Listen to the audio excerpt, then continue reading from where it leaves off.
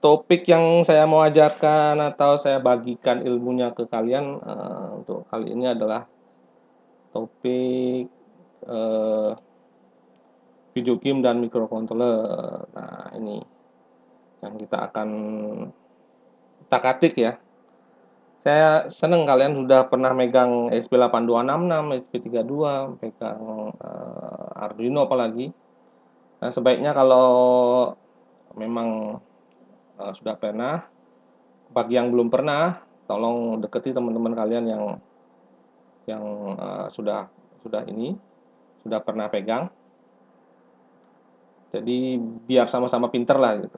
Tapi buat kalian yang sudah pernah pegang dan sudah pernah utak-atik dan bikin mungkin lomba-lomba sudah kalian pernah ikuti, mohon jangan tinggi hati, jangan, eee, terlalu, apa namanya, "Saya sudah pernah pegang, wah, saya bisa semuanya." Nah, nggak kayak gitu ya. Jadi harus tetap berbagi ilmu sama teman-temannya biar sama-sama pandai. Nanti suatu saat bisa bekerja sama sama teman-teman itu, karena saya yakin tidak ada yang orang yang pinter segala hal. Pasti ada yang kita harus berbagi sama teman-teman ya. Kita bisa microcontroller, ada yang temen suka di misalnya di coding, ada yang suka di mekanik. Nah, anak elektro biasanya harus bisa bekerja sama. Baik, kita akan mulai, kuliah bengkel audio video di episode ketiga ini. Akan saya ambil sebuah topik yaitu video game dan microcontroller. Di mana video game merupakan salah satu teknologi utama ya, teknologi utama yang menghasilkan uang paling banyak kalau kalian berkecimpung di dunia audio video ya. Kalian tahu streamer, eee, video game internasional atau lokal aja sekelas Indonesia itu streamer-nya itu kalau streamer streamer yang kalian kenal siapa? Paling paling keren lah siapa? Paling ini, Winda Basudara itu kan. Nah, atau mungkin Ice. Kalau yang baru ke Bali ya Speed kan gitu. Nah, itu kan streamer video game yang paling, eee, dikagumi oleh anak-anak sekelas kalian ya, seumur-umur kalian. Di zaman saya nggak ada yang namanya streamer ya, nggak ada nama streamer, nggak ada namanya podcast atau mabar, itu nggak ada. Yang adanya ada rental video game ya. Kalau di Singaraja dulu, seingat saya, zaman saya SMP itu dilarang ada dingdong, dingdong namanya itu ya. Pusat game center itu kalau kita mau main game kita harus ke Denpasar dulu zaman tahun 90, di bawah tahun 90 sampai saya SMP itu kira-kira tahun 92 itu di Singaraja belum ada. Nah, tiba-tiba saja bisnis bioskop waktu itu tutup, waktu itu Mbak, yang tutup bisnis. Sampai sekarang pun nggak ada, studio bioskop ya di Singaraja. Nah, salah satu studio bioskop yang ada di perempatan Jalan Diponegoro itu, kalau salah sekarang jadi toko buku atau toko apa itu. Nah, perempatan itu ada satu bioskop pojok, itu berubah jadi video game center dulu. Jadi kita, eee, sampai ganti baju eee, di kamar mandi sekolah, kemudian kita keluar hanya untuk sorenya pergi ke video game center untuk bermain game. Karena memang kalau kita pakai baju sekolah dilarang ya waktu itu. Jadi kita bisa dilaporkan ke sekolah kalau ketemuan, emblem SMP, SMA, atau SMK itu, ketemuan main game di sebuah salah satu-satunya ya, di Singaraja. Namun itu tidak bertahan lama ya, cuma setahun kemudian izinnya dicabut dan kembalilah kita ke rental-rental. Kalau kan sekarang rental PS mungkin masih ada, tapi dulu zaman dulu itu rental yang namanya game itu gamenya Nintendo zaman dulu, game di zaman saya. Jadi mungkin kalian, akan merasa asing ya dengan nama-nama Nintendo gitu mungkin. Kalau sekarang kalian paling sudah gamenya ya Mobile Legends, Free Fire. Kalau game konsol paling yang main FIFA dan segala macam gitu. Nah, untuk kali ini saya akan kembali nostalgia dulu ya ke game zaman-zaman jadul ya. Karena saya akan menghubungkannya dengan microcontroller dan bagaimana cara microcontroller membuat gambar bisa bergerak di layar TV. Nah, kita akan belajar itu ya, karena ini cocok kalian nanti kira-kira semester 2, 3 itu kalau kalian sudah berhubungan dengan microcontroller mungkin akan sedikit apa menarik ya ini ya. Buat kalian yang sudah pernah mungkin wah sudah gitu-gitu aja ya. Tapi buat kalian yang belum pernah merasakan microcontroller mungkin ini hal yang baru. Mungkin buat kalian yang baru mengenal microcontroller, kita belajar bersama ya. Jadi saya akan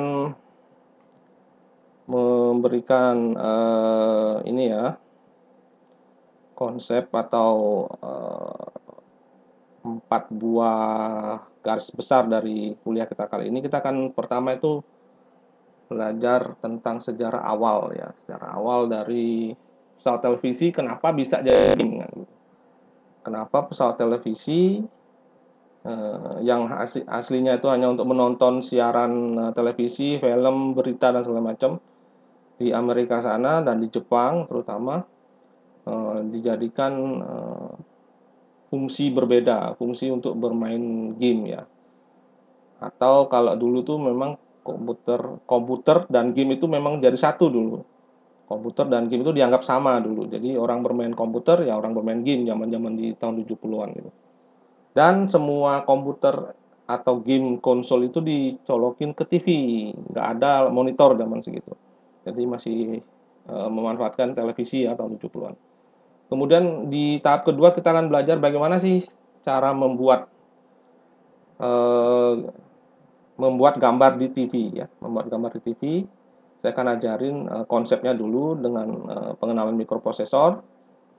Kemudian setelah itu saya akan menunjukkan kemampuan atau beberapa kegilaan saya dulu yang pernah saking nggak ada kerjaannya membuat Arduino. Sebelum Arduino saya menggunakan sekelas ATmega atau ATtiny untuk membuat game-game kecil atau menampilkan tulisan di TV ya.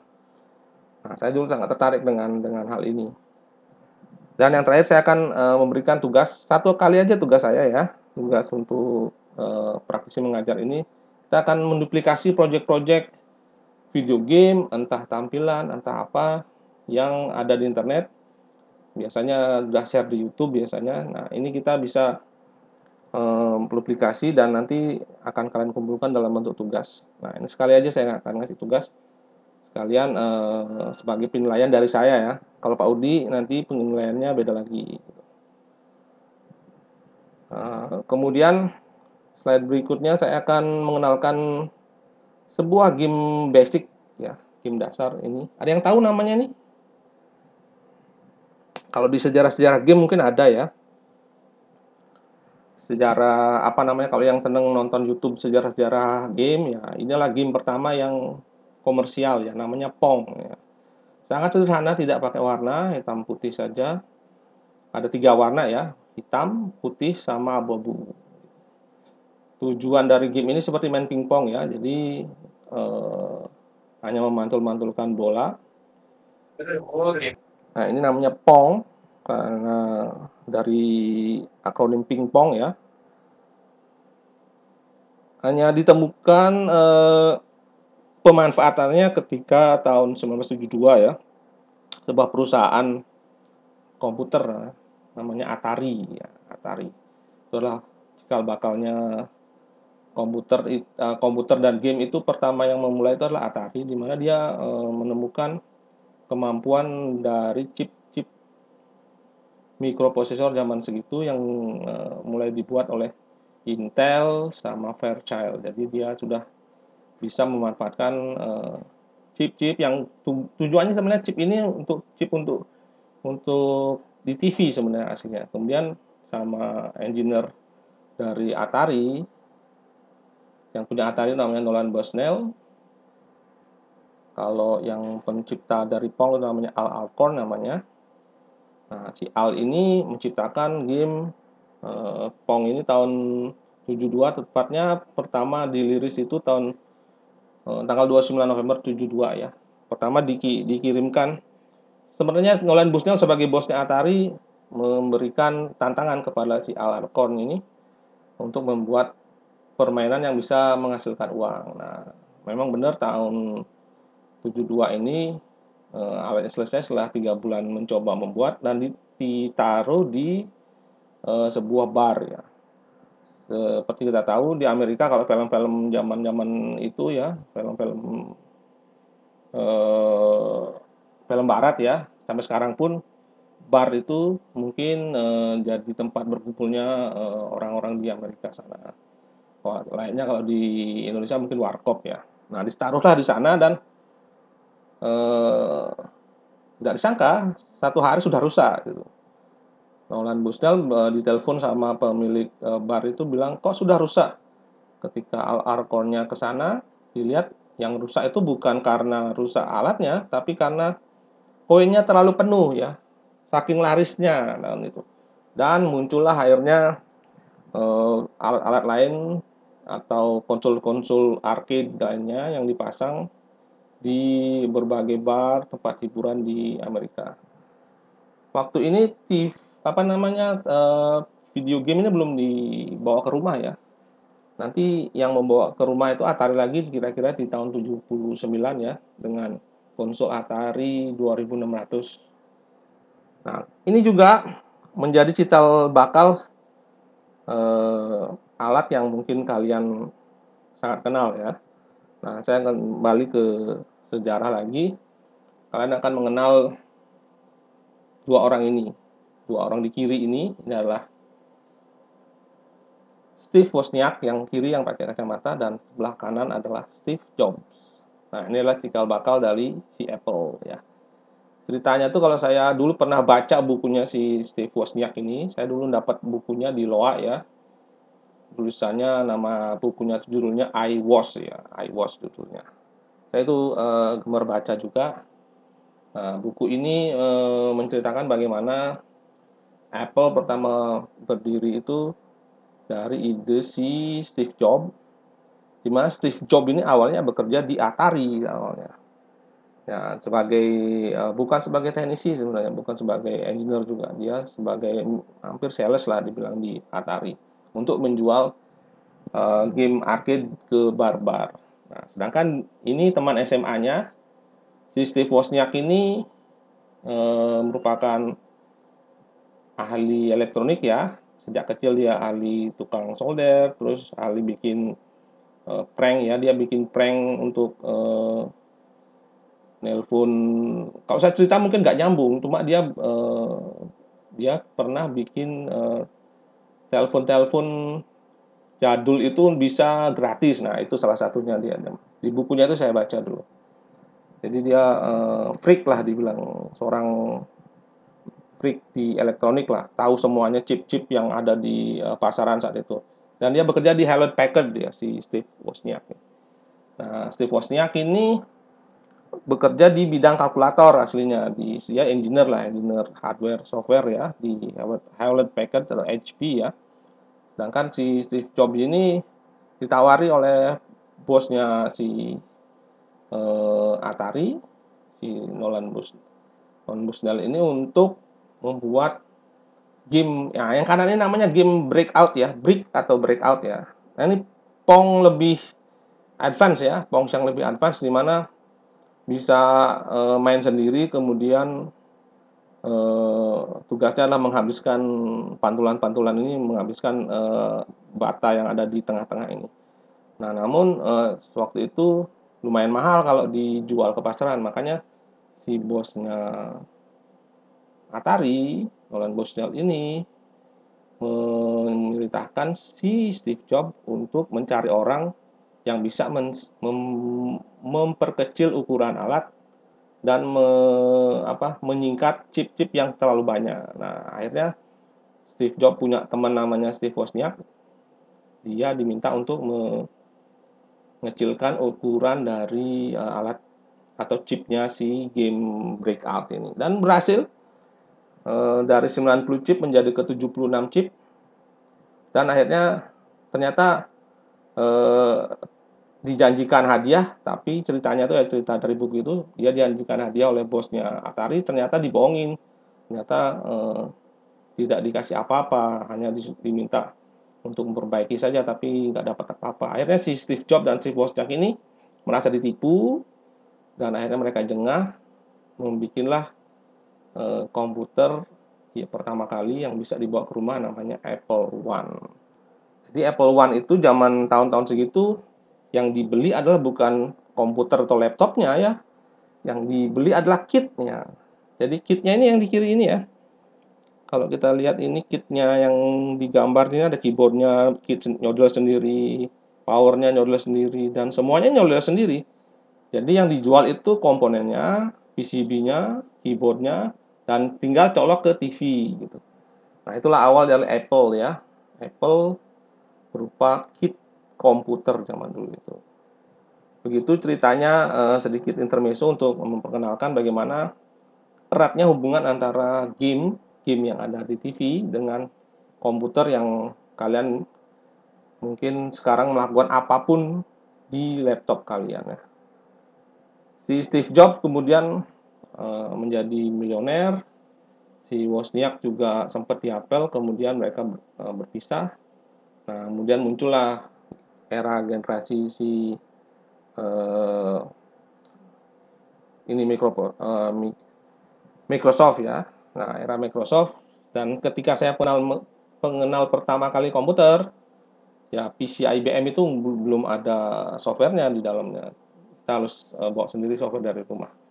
Biasanya hanya waktu saya SMA, saya komputer itu hanya pakai yang namanya untuk ngetik saja, nggak ada kegiatan lainnya selain ngetik. Dan kalau bukan main, untuk mengerjakan kayak Excel, kita pakai namanya Lotus 123. Nah, itu penjelasannya sedikit. Kemudian Atari menjadi pemain awal ya di dunia video game yang bisa dibawa ke rumah. Muncullah namanya era konsol ya, era video game konsol. Ini di era tahun akhir 70-an. Jadi tahun 79 itu Atari keluar dengan namanya Atari 2600 atau 2600, dan gamenya sangat primitif ya, gamenya sangat sangat gak enak. Saya pernah main dulu, memang kotak gambarnya sangat ngotak-ngotak dan nggak ada warnanya cuma 3 warna seingat saya. Terus suaranya pun nggak bagus. Yang menjadi pelopor kemudian sangat booming di era 80-an, jadi hampir berbarengan dengan munculnya video player ya, Betamax, VHS, itu muncullah yang namanya juga Nintendo. Nah, Nintendo itu yang ini ya. Saya kasihkan pointer ya. Nah, Nintendo tuh ini Nintendo. Kemudian yang di kirinya, yang kanannya ini Sega. Nah, Sega ini lebih bagus gambarnya, 16 bit, ini 8 bit.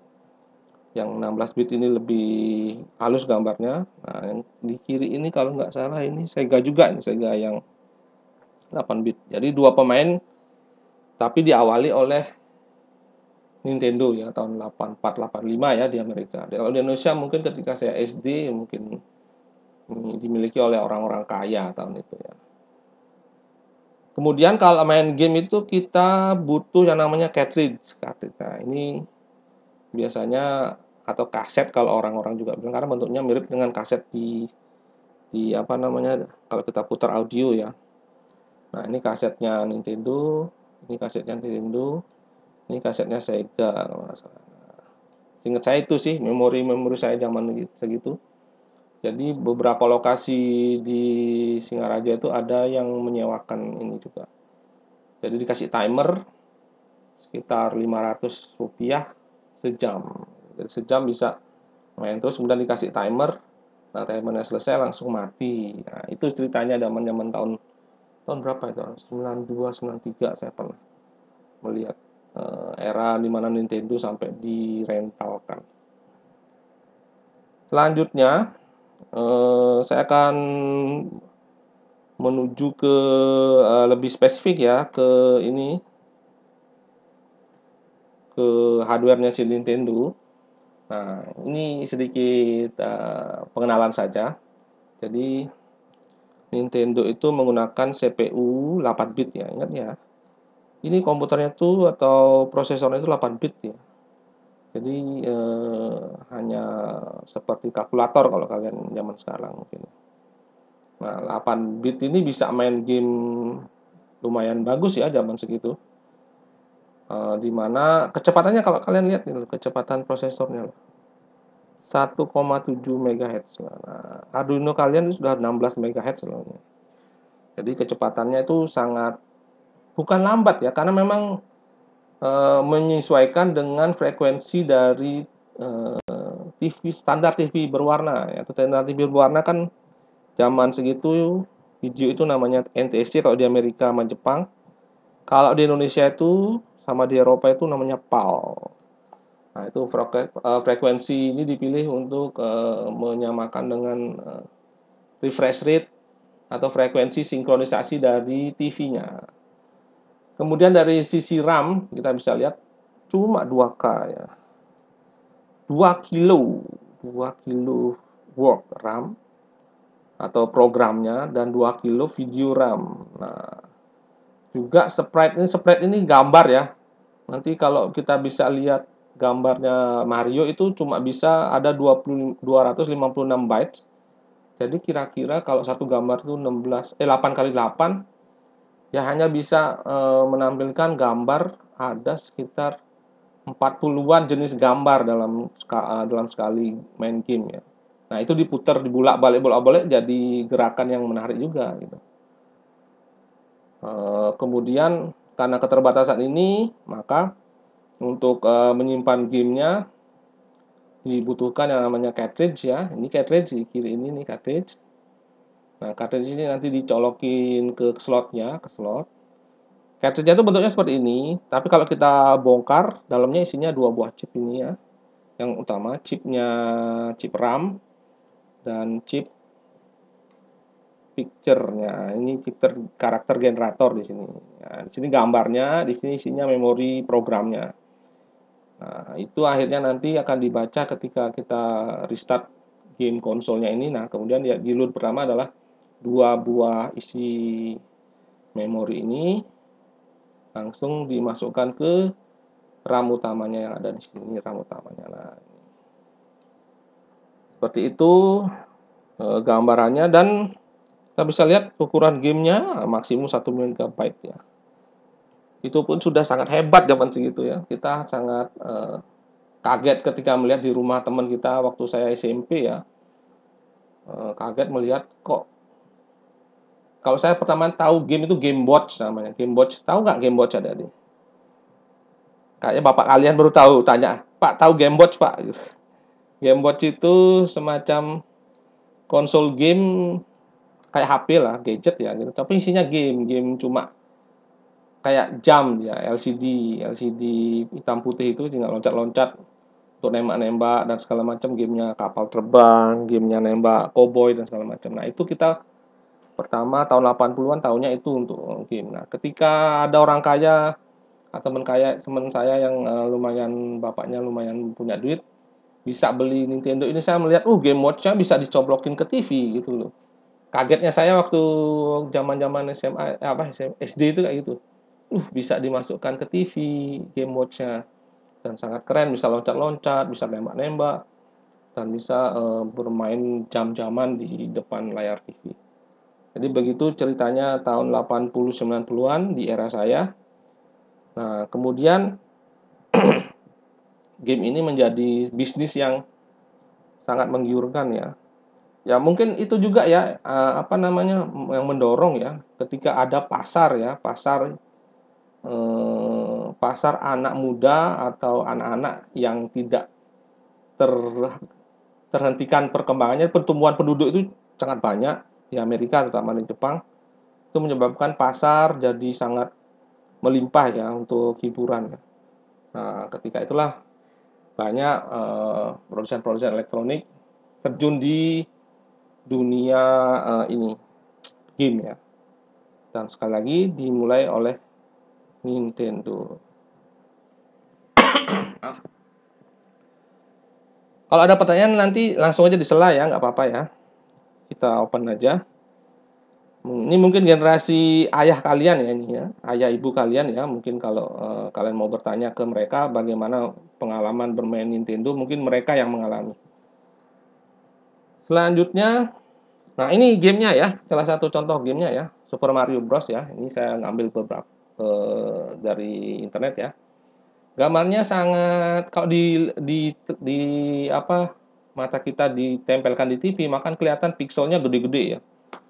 Tidak halus kalau mungkin dari dengan standar game Free Fire kalian mungkin sangat jauh ya. Ini 8 bit ya, sedangkan laptop atau handphone kalian sudah 64 bit ya. Bisa dibayangkan ya. Kualitas gambarnya sudah bagaimana. Ini hanya pengulangan aja sebenarnya. Mereka bergerak itu hanya pengulangan dari 40-an gambar dalam sebuah RAM 256 itu ya. Backgroundnya juga bergerak ke kanan ke kiri itu dari RAM tadi, RAM generator tadi. Kalau kalian tertarik, kalian bisa buka di YouTube yang membahas tentang Nintendo. Bahkan ada cult atau semacam orang-orang freak ya, yang membuat emulator dari Nintendo ya. Kalau zaman saya kuliah, emulatornya hanya untuk main gamenya Nintendo. Nah, kalau sekarang di tahun-tahun 2010 ke atas itu ada bahkan orang yang bikin software yang bisa bikin generate game Nintendo sendiri sekarang. Bahkan dijelaskan bagaimana caranya bikin background, bagaimana bikin caranya meloncat, gerakan ke kanan, ke kiri, bagaimana collision detection-nya, misalnya ada nembak dan dapatkan poin. Nah, itu ada dijelaskan semua di situ. Kita nggak akan bahas di sini. Itu wilayah kuliah dari jurusan lain ya, jurusan komputer ya, teknik komputer. Nah, kita di sini akan belajar di hardware-nya lebih sesuai dengan jurusan kalian di teknik elektro lah dibilang lah kalau saya bilang ya. Jadi kita bisa bandingkan dengan game zaman kalian, gambarnya sangat sederhana namun revolusioner dan membuat mereka Nintendo ini makin kaya ya zaman segitu ya. Kita masuk ke zaman kalian ya. Setelah Nintendo muncul era 16 bit ya. 16 bit yang pertama bikin itu Sega. Nah, kalau saya ingat waktu dulu itu iklannya tuh Sega itu sampai membuat iklan negatif ya dibilang ya. Sega bisa melakukan yang Nintendon gitu kan. Dan diplesetkan Nintendo itu ditambahkan NT di belakangnya. Jadi Sega bisa melakukan apapun lebih bagus daripada Nintendo. Beneran saja waktu zaman tahun itu ada teman saya yang beli Sega, gambarnya bisa canggih gitu ya, gerakannya lebih halus, terus gamenya lebih enak lah kalau dimainkan. Kalau kalau versi-versi yang pertama itu Sonic the Hedgehog namanya pertama itu sangat halus gerakannya untuk loncat-loncatnya, bisa muter-muternya itu lebih keren lah. Kemudian malah kejut lagi ketika saya kuliah muncul era Sony PlayStation ya. Ini malah lebih gila lagi ya. Gambarnya sudah bukan 2D lagi, dia sudah membuat poligon ya, poligon atau 3D. Jadi gambarnya lebih lebih canggih dan lebih halus. Ketika saya pertama kali lihat game FIFA di komputer tahun 96 ya, itu masih FIFA 96 ya. Kalau kalian mungkin sudah FIFA tahun berapa sekarang ya? Tahun segitu itu gambarnya sudah saya lihat seperti orang yang main bola ya, padahal gambarnya masih 16 bit ya gitu. Ketika PlayStation muncul malah lebih kagum lagi saya, gambarnya lebih lebih realistis. PS2 juga ketika zaman PS2 yang pertama bawa ke kampus itu adalah dosen saya. Jadi dia datang dari Amerika membawa PS2 untuk anaknya dan mereka ketika anaknya hanya bosan satu game aja waktu dulu PS2 ada waktu zaman pertama belum rilis di Indonesia. Jadi dia bawa satu game aja dan kemudian anaknya bosan dibawalah PS2 itu tahun 2001 nggak salah. Dibawa ke lab saya di elektro di ITS ya. Nah, kita main itu, kita keren, sangat terkejut lihat kehalusan grafis dari PS2 ya. Saya waktu itu masih kuliah dan kagum lihat kemampuan gambar dari PS2. Kemudian generasi PlayStation 3 dan selanjutnya saya nggak ngikuti lagi, dan karena memang tiba-tiba saya nggak suka main game lagi ketika era-era saya bekerja itu. Namun yang menjadi kegilaan saya, nah ini era kalian ya, era kalian sekarang gaming itu adalah ini ya, full PC, smartphone, dan e-sports. Nah inilah ujungnya kalian sekarang ya. Dunia yang saya nggak ketahui sekarang, nggak saya pahami ya. Kemarin ada UTS ya di UNESA ya, ada UTS, saya melakukan UTS. Tiba-tiba aja ada anak dari mahasiswa saya yang mengirimkan PDF izin nggak ikut UTS, mau dispensasi. Ternyata dia ikut ke Juruprof e-sport ya. Nah, gitu. Jadi eranya sudah berbeda sama sekali ya. Sekarang e-sports ini sudah menjadi olahraga yang hadiahnya sangat menggiurkan. Ya ikuti saja kalian perkembangan ini. Bagi yang punya dana dan punya waktu silahkan. Tapi menurut saya kalau kalian ingin terjun di e-sport hanya sebagai pengguna maksudnya pengguna dari beli gamenya, beli koinnya, atau beli perangkatnya, ya itu kalian akhirnya akan menjadi sasaran dari para industriawan di luar sana. Jadi yang mendapatkan keuntungan adalah ya si pembuat handphone, si Oppo, si kalau Samsung ya jarang ya sekarang untuk main gamenya. Atau untuk game yang di PC ya pembuat GPU card ya mungkin menjadi sasaran kalian dijadikan sasaran bisnis mereka ya. Jadi boleh ikut e-sports, tapi kalau misalnya hanya sebagai pengguna di bawah ya agak sedikit saya bilang naif ya enggak sih, cuma ya kenapa nggak menjadi pembuatnya gitu loh. Kalau kalian terjun di bidang ekspor ini, pembuatnya atau ikut andil bukan sebagai market dari para pengusaha-pengusaha game di luar sana. Karena saya lihat di Surabaya ini warkop itu isinya anak-anak muda main game semua. Warkop itu di Surabaya itu sangat banyak sekarang. Dan isinya ya wifi yang kencang 100 mega, dan kita akan lihat anak-anak muda yang nunduk di layar handphone, di layar smartphone untuk main game. Itulah era kalian. Era saya main gamenya di depan TV, era kalian main gamenya di depan smartphone. Oke, kita akan lanjutkan. Nah ini kita main ke teknik ya, teknik. Kita akan main ke teknik bagaimana sebuah TV PAL ya. PAL itu standar TV Indonesia yang memiliki 625 baris ya. Sebentar saya geser dulu nih. Nah, ini dasarnya adalah TV PAL. Mungkin kalian anak audio video di SM mungkin udah pernah dikasih tahu ya, ini dasarnya. Ini adalah dasar sinyal komposit ya dari sebuah televisi ya. Dimana kalau kalian kebingungan, kita bagi jadi dua bagian aja ya. Facing sama hasing ya. V itu ini facing, V dan H. H itu yang ke kanan ya. Nah, ini secara teori dia memiliki scanning line sebanyak 625 scan line, di mana TV itu setiap frame itu dikirimnya itu hanya 305 line sebenarnya aslinya ya. Karena yang dikirim itu adalah baris ganjil dulu, kemudian baru genap dulu. Itu biasanya. Kalau TV-TV yang zaman saya itu TV Sony dia bisa full ini ya scan line ya, full scan line, gambarnya lebih halus, tapi tidak hemat daya dan tidak menguntungkan juga kalau bagi para produsen TV. Makanya ada dua field ya setiap kali frame ya.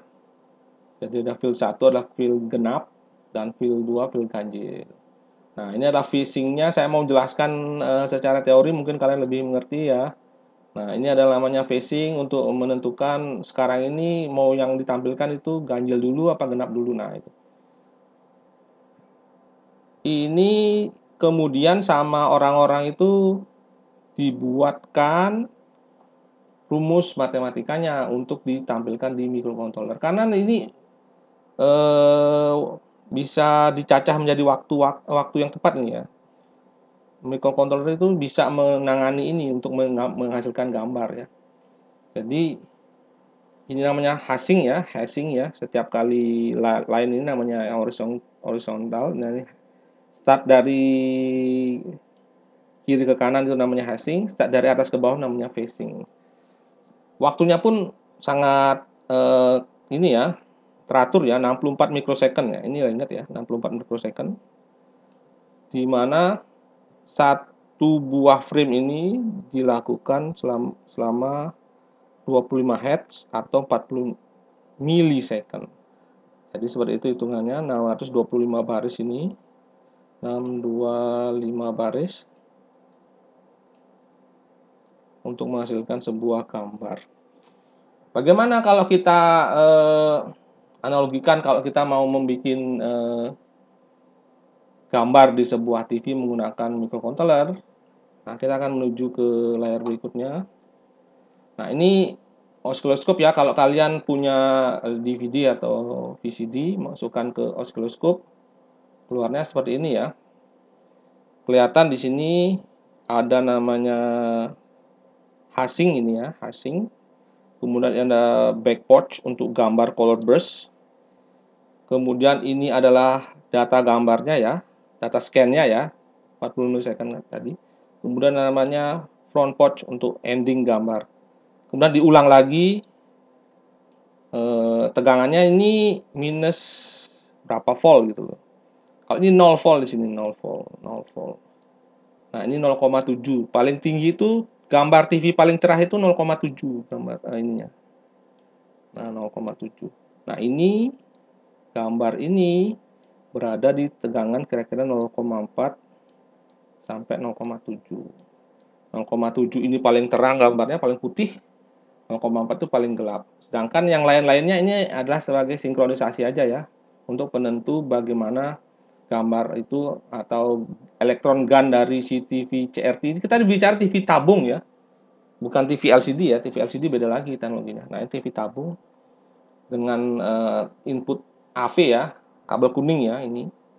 Jadi kabel komposit, video komposit seperti ini. Gambar kalau dicolokin ke osiloskop. Nah, ini kita bisa generate menggunakan microcontroller. Nah, saya sudah pernah coba ini 12 tahun yang lalu ya, saya pernah bermain-main dengan ini dan kalian bisa main di blog saya dan bisa melihat bagaimana kegilaan saya waktu itu bermain. Ini contoh rangkaian awalnya ya. Rangkaian contoh awalnya ini sederhana saja. Jadi untuk bikin sinkronisasi hashing, nah ini hanya memakai dua buah resistor ya, 450 sama 900. Nah, ini bisa jadi kalau di pasaran ini 470 ohm, 470 dan ini 1 kilo. Nah, saya biasanya gitu pakainya. 1 kilo. Saya masukkan ke microcontroller 2 bit aja sehingga bisa membuat tegangan ini. Sinkronisasi 0 volt. Kemudian untuk gambar hitam 0,3 volt. Dari hasil pembagian ini aja. Kemudian gambar abu-abu, nggak putih nggak hitam itu 0,6 volt. Nah, sedangkan untuk gambar yang paling putih saya kasih 1 volt. Memang nggak terlalu pas ya, 0,4 sama 0,7, tapi sudah mewakili kalau kita colokin itu dan kita bikin bit ini, bit 0, 0, 01, 10 dan 11 ini, 4 kondisi ini dalam sebuah microcontroller dan timingnya tepat, maka yang kita bisa lakukan ini. Nah, ini. Ini tahun 2010, 2011 nih saya bikin. Saya pakai IT Tiny dulu ya. Saya bisa membuat, kalian bisa lihat di blog saya ya. cari aja di situ TV out atau televisi ATTiny gitu kan, kelihatan lah. Saya geser juga kalau biar di blog saya kelihatan. Nah, di sini ya di blog saya ini ya, tahun 2013 saya tulis, tapi hasilnya saya bikin ini sekitar tahun 2010-an ya. Jadi rangkaiannya kita bisa lihat hanya 2 buah resistor aja ya. 470 ohm sama 1 kilo ohm dikendalikan oleh 2 port PB0 dan PB berapa nih siapa ya? PB7. Jadi kita bisa sembarangan aja bikin pakai port yang mana. Nah, ini bisa kita gunakan untuk melakukan timing ya. Kita kembali ke sini kalau kalau kita bisa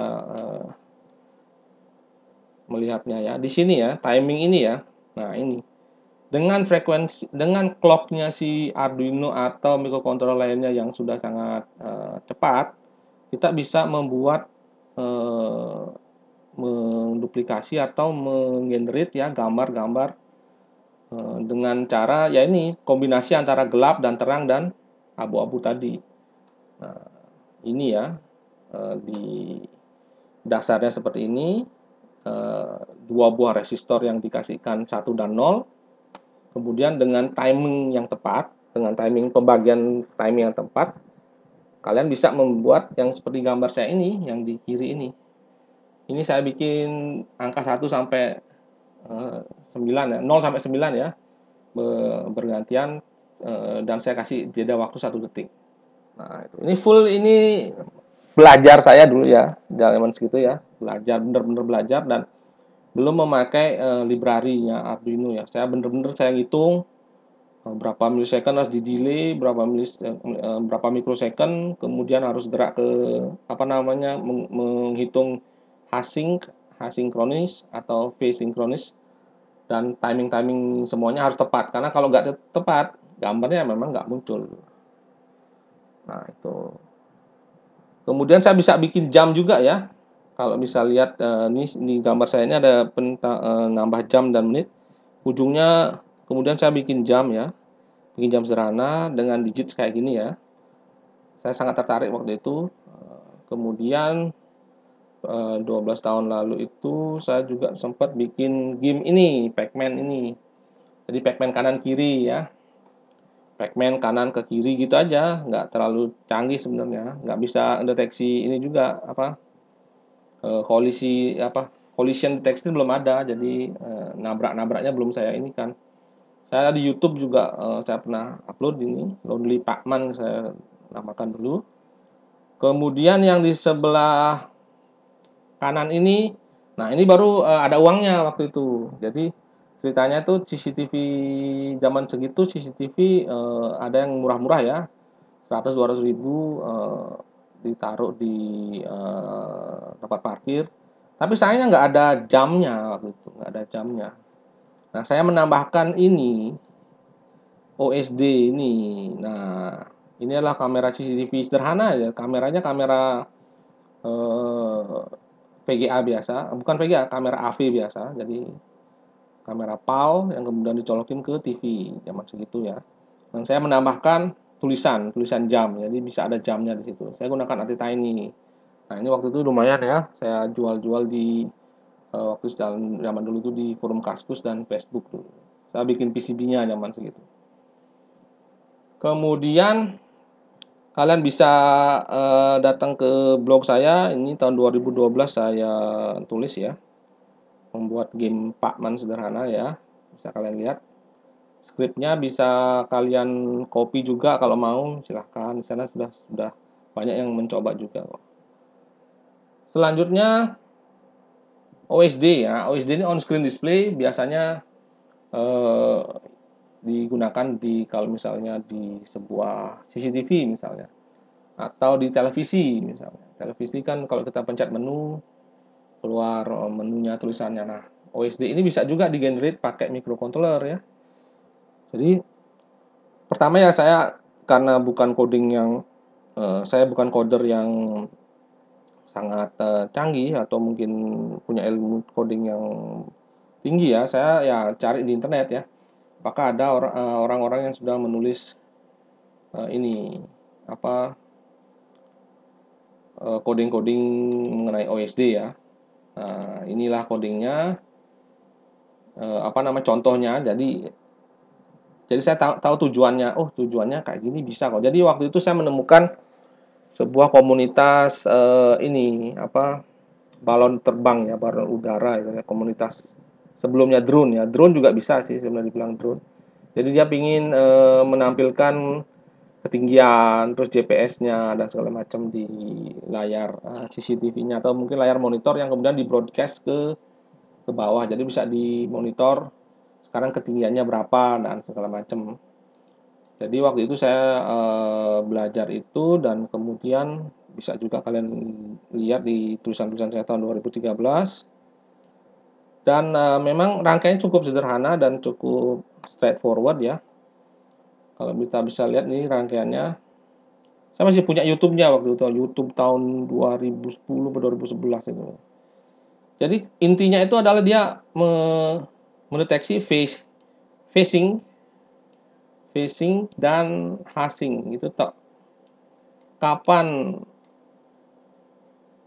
phasing ini muncul dan hasing ini muncul dideteksi oleh ini pin 12 dan 13 dari ATmega 8. Nah, dua pin ini.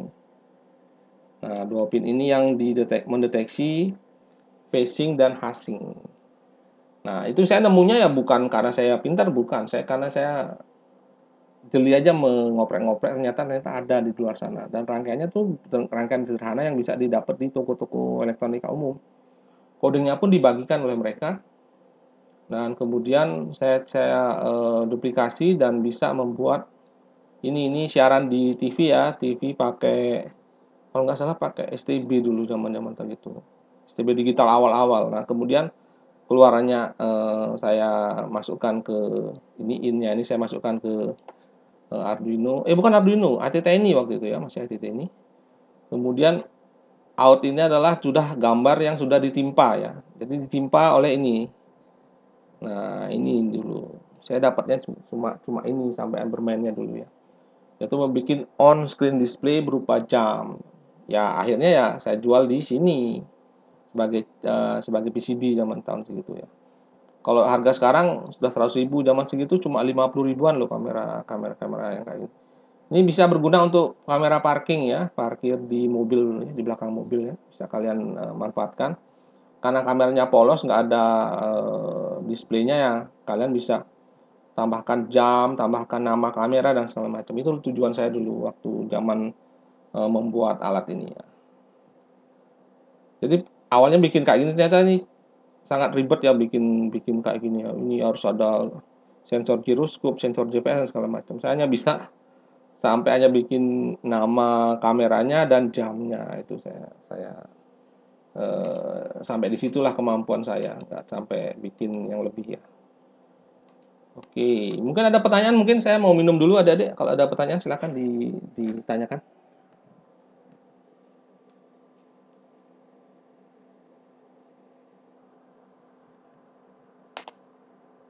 Silakan kalau mungkin pernah mencoba atau di SMK pernah diajarin gini nggak?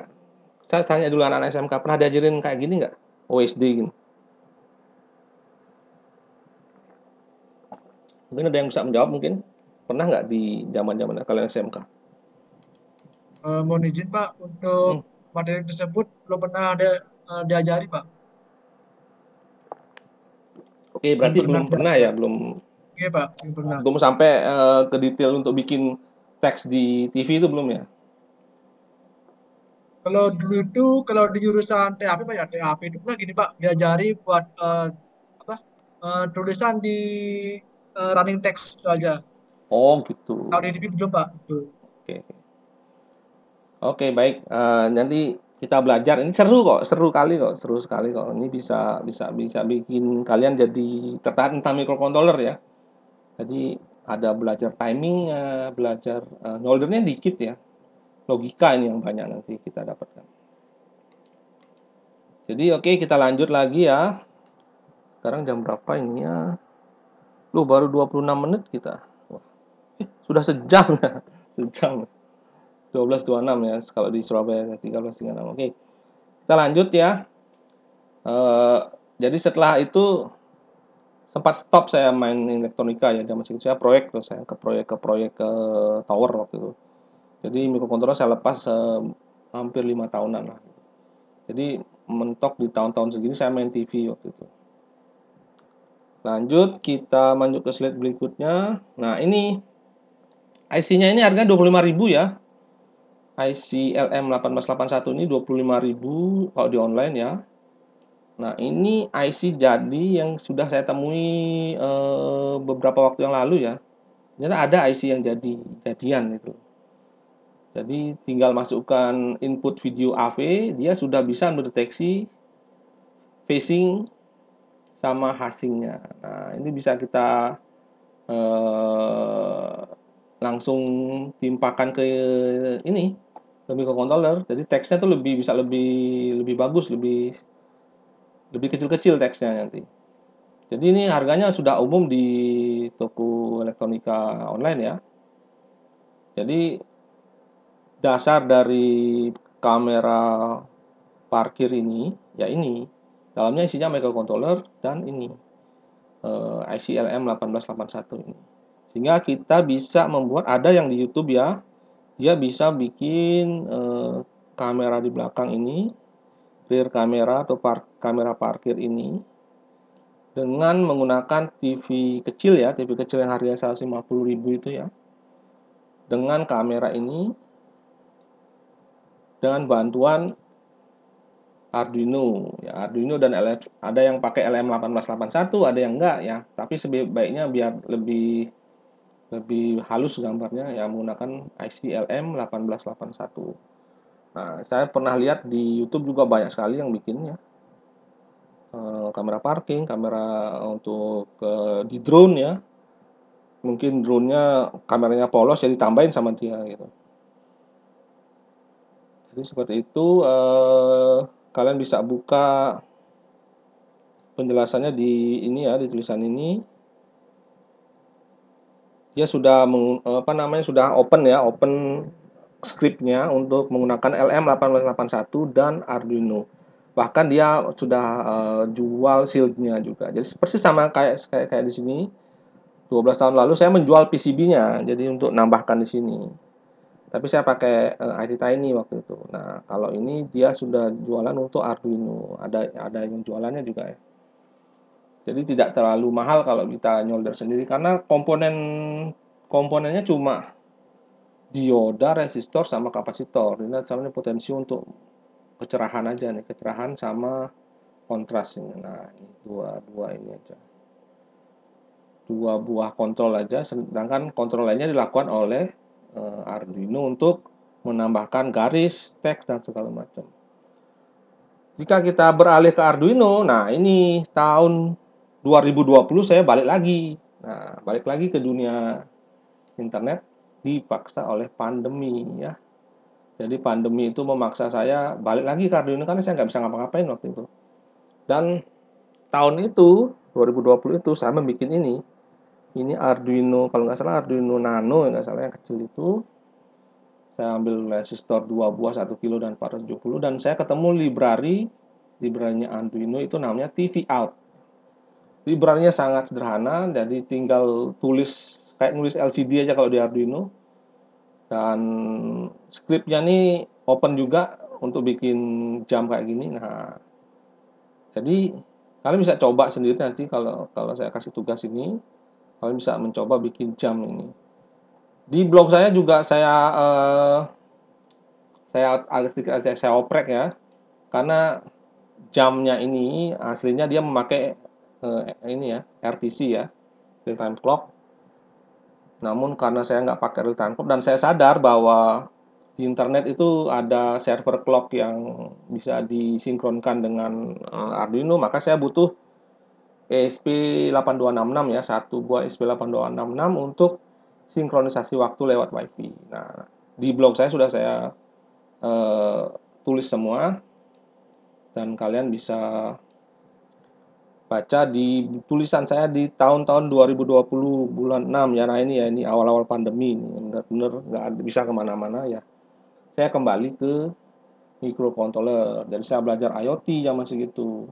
Saya belajar untuk PLC juga sempat saya ambil belajar, terus belajar komunikasi digital ya, dengan NB IoT zaman segitu dan pengenalan-pengenalan IoT lainnya zaman pandemi itu. Itulah yang menyebabkan saya agak sedikit balik lagi ilmu saya ketika pandemi itu.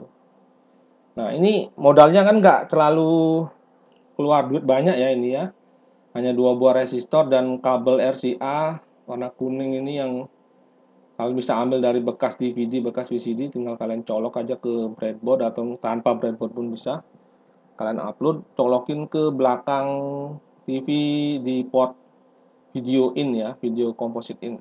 Udah bisa bikin jam. Kemudian kita ingat ya, microcontroller zaman sekarang itu lebih cepat daripada Nintendo jadul ya. Balik lagi ke di depan tadi, dimana kita sudah bisa bikin ini. Nah, kalau kita lihat ini, hampirnya mirip ini. Garis, kalau dikecilkan ya jadi sedikit enak dilihat. Kalau di zoom ya kelihatannya gambarnya Mario. Ini Mario ya namanya. Di Mario melawan musuhnya ini, kalau nggak salah ini burung apa itu, burung tapi kura-kura. Nah itu biasanya kita zaman kecil tuh sangat takut kalau ketemu ini ya. Nah kalau kita bisa lihat ini gambarnya hanya berupa garis dan titik aja sebenarnya, warnanya cuma ada 4 ya kalau bisa lihat. Kadang-kadang itu warnanya ada warna background 2, warna Mario-nya 2. Nah itu, nah ini bisa kita eh, duplikasi di internet ya, di apa, di microcontroller sekelas Arduino ya. Kalian bisa cari di internet microcontroller Arduino bikin game Mario atau Arduino bikin game Pac-Man. Kalian bisa cari di internet dan sudah open source. Bahkan kalau kalian main ESP32 ada yang benar-benar sampai bikin banyak game ya, yang berbasis Nintendo di dalam ESP32 yang kecepatan prosesornya bisa sampai 200 MHz ya, si ESP32 ya. Jadi nanti kalian akan saya tugas di belakang ya, jadi kalian simak aja dulu. Mungkin kita akan bertanya, kalian ada pertanyaan monggo, silakan dibicarakan aja. Kemudian ini salah satu contoh game yang ada di internet ya. Saya ambil YouTube ya. Ini udah lama sekali nih YouTube ini ya, sekitar 10 tahun yang lalu sudah ada ini orang bikin game Pac-Man memakai ini, kalau nggak salah ini Arduino Uno. Bukan, Arduino Nano main Pac-Man ya. Nah, kalian bisa aja lihat Arduino Pac-Man gitu, kelihatan. Kalau ini dia bikinnya lebih sederhana, dia bikin Tetris ya. Ini Tetris. Tetris ini full menggunakan yang namanya Arduino Uno ya. Dia menggunakan library yang namanya TV Out ya. Ini library yang sangat simple ya, sudah dibikinkan ya, jadi tinggal pakai aja, nggak perlu mikir lama-lama lagi. Dan contoh-contohnya juga sudah ada, tinggal kita coba aja. Kalau berkreasi mungkin ya memeras otak memang, karena logika gamers itu kadang sama orang elektronika itu kayak nggak nyambung ya. Mereka bisa memikir, kalau saya ketemu orang informatika atau coder yang canggih itu, kadang mereka otaknya lebih encer, tapi kadang kelihatan kabel dia mungkin lebih takut kelihatan kabel. Nah itu kita harus bekerja sama ya kalau mau bikin apa, antara orang yang suka coding, orang yang suka kabel dan setrum, itu harus bekerja sama untuk menjadikan sebuah produk. Kita tidak bisa hidup sendiri-sendiri. Itu kuncinya kalau mau sukses. Jadi kalian bisa lihat di YouTube ya, cari aja ini ya, Pac-Man dan Tetris yang menggunakan Arduino. Kalian bisa coba sendiri di rumah. Nah, ini salah satu contoh lagi ya yang saya ketemukan dan bagus ya. Kemarin baru ketemu ini ya. Dia bikin screensaver ya. Screensavernya ada macam-macam ini. Tapi yang saya capture hanya screensaver berupa ini ya, apa namanya, bintang ini ya. Tadi warp ya, warp, animasi warp. Jadi kalau kalian buka website ini atau YouTube ini. Nah, kali aja bilang Arduino screensaver. Nah, pasti keluar link ke YouTube ini dan script yang sudah gratis ya, sudah tinggal comot dan kita tinggal coba. Dan ini bahkan ada audionya ya. Jadi kalian bisa colokin ke speaker atau ke input audionya si TV ya. Dia sudah ada audionya langsung. Jadi nggak hanya gambar ini ya, gambar bisu ya, dia udah bisa ada bunyi ketika bolanya mantul. Kalau kalian bisa dicari di YouTube mungkin bisa kelihatan kalau tabnya bubble dia bola-bola yang memantul di dinding. Nah, ini semacam screensaver ya. Kalau dulu screensaver ini adalah, saya cerita dulu screensaver ini. Mungkin zaman sekarang mungkin jarang kalian pakai screensaver. Kalau zaman dulu ketika misalnya kita habis ngetik di TV atau layar monitor ya, monitor berupa LCD jadul atau tabung monitor zaman dulu, ketika misalnya kalian tidak menggunakan komputer itu, layarnya terus nyala, maka kalau kalau keseringan maka nanti akan muncul efek efek yang jelek ya. Tiba-tiba aja di ada garis yang sesuai dengan garis Windows kalian. Jadi garis misalnya kalian sering ngetik Microsoft Word. Jadi kanan kirinya tuh nempel gambar yang kalau dibilang burnout ya, namanya burnout atau ada sisa bakar ya. Jadi layarnya itu terbakar karena ada elektron yang ditembakkan terus-menerus di titik yang sama ya. Nah, makanya kita butuh yang namanya screensaver. Screensaver ini layarnya agak cenderung gelap, tapi menunjukkan bahwa layar ini masih hidup. Jadi layar putihnya tuh animasinya tuh sedikit saja. Itu biasanya kita gunakan untuk menghemat lifetime dari sebuah monitor zaman dulu. Nah, kalian juga bisa cari ini di YouTube dan di GitHub, sudah kelihatan ini ya, gratis semua ya. Kalian bisa coba. Dan kemudian yang terakhir saya akan memberikan tugas ya, ini yang penting ya, tugas yang lumayan penting. Sekali aja saya ngasih tugas untuk apa namanya kuliah ini. Saya mendapatkan jatah 4 kali ngajar ya. Minggu depan kita akan terakhir, jadi minggu depan kita akan belajar tentang AI ya, AI dan video.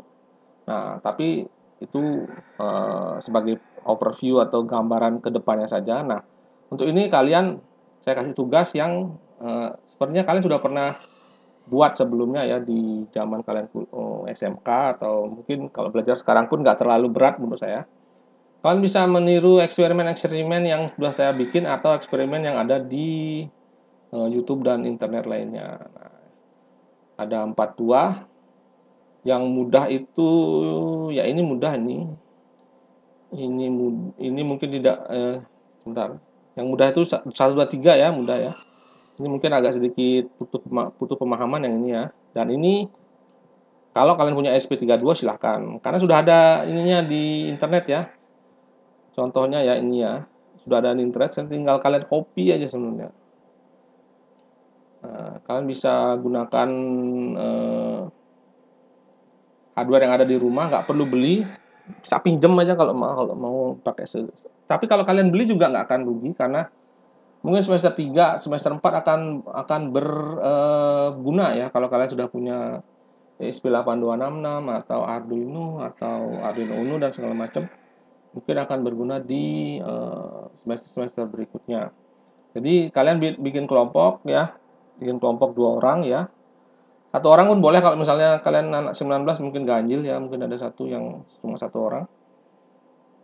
Jadi kelompok ini tugasnya hanya membuat ini, duplikasi ini,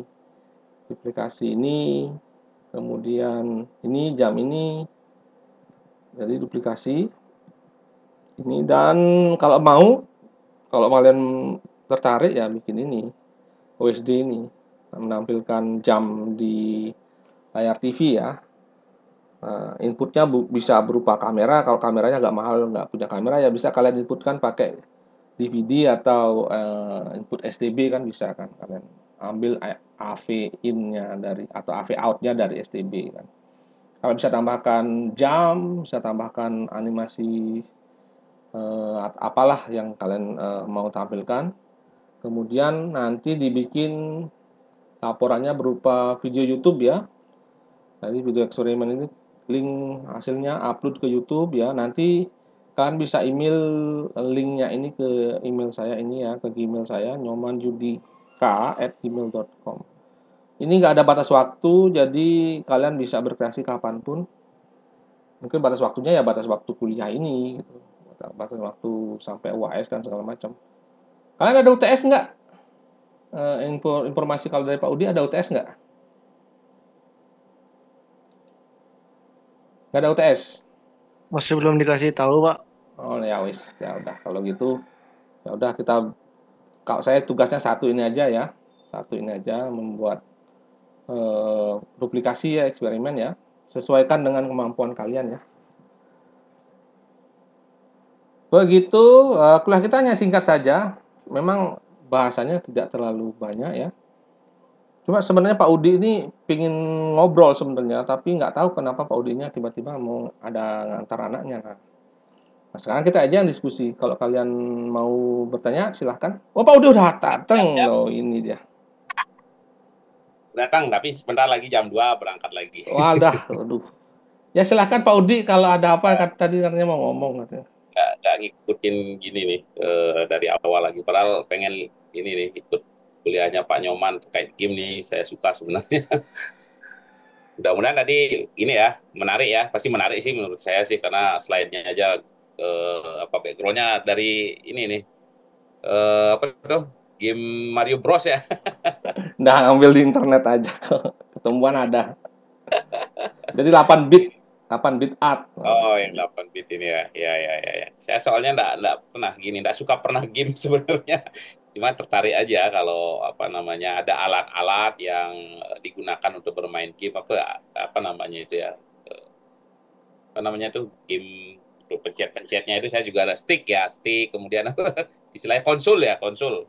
Konsol ya. Nah, itu sih menarik gimana cara apa di dalamnya alatnya apa. Mungkin sekarang ini zaman apa modul-modul yang sudah jadi ya mungkin lebih lebih simpel ya ininya. Pakai Arduino mungkin salah satunya Pak Nyoman ya. Ya, Yang pakai bisa Arduino sekarang sudah gampang ya. sekali. Ya, itu dah ya. Tadi terakhir saya dengar ada tugas ya. Nah, itu menarik tuh. Saya sendiri juga nggak tahu itu cara buatnya seperti apa. Mudah-mudahan tadi di depan sudah dijelaskan Pak Nyoman ya. Ya, tinggal duplikasi aja, tinggal Oh, duplikasi. duplikasi. Nggak bikin sendiri kok. Jadi Oh, sudah ada contoh ya. udah ada contoh, tinggal cari di YouTube atau di internet. Kreasi mereka aja, nyari ketemu yang mana Nah, ditampilkan gitu. yuk dikerjakan ini ya.